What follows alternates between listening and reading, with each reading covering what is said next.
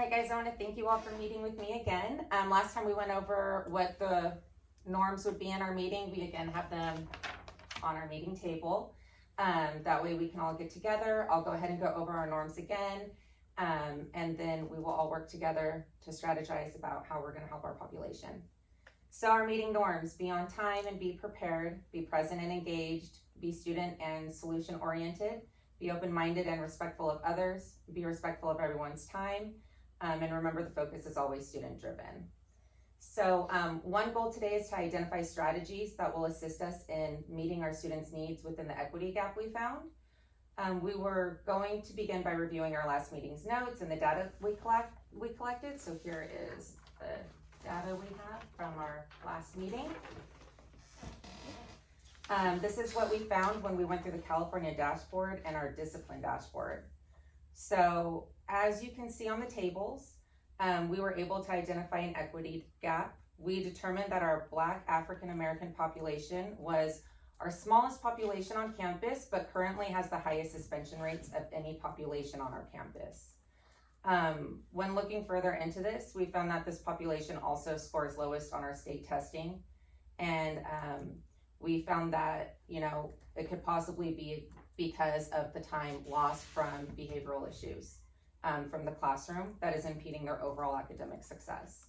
So our vision statement at Gracie states, to ensure a safe, caring, and consistent learning environment with high expectations for all members of the learning community.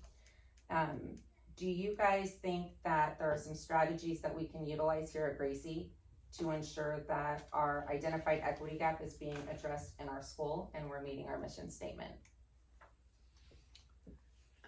Perhaps maybe tap in a little bit more into the trauma-informed practices lessons that we got way before COVID. Okay. Do our teachers still have access to those trauma-informed practices, or do you guys think that we need to have a couple more PDs on that? I think refreshers would be helpful, maybe even at staff meetings, because we have new staff members as well. Yeah. So I think refresher is always good. Yeah, there is a drive. Maybe we can look in and see what we can pull out of there to do, development with teachers. Okay. Ms. DeSetti, when you work in the classrooms and with the teachers, do you primarily see that it is the African American population that is having the most behavioral issues? Do you think that it's more of like a cultural thing, like they're having cultural behaviors, but it's just in the classroom it's being seen as defiant behaviors instead, like maybe being louder, being more verbal? Yeah, maybe we can tap into conscious discipline a little bit more and building those relationships with students, and maybe even a little bit of PD on cultural sensitivity would be helpful. We had those equity trainings during COVID, but they were after hours, so I don't know how much. Maybe doing a survey to see who actually got access to them.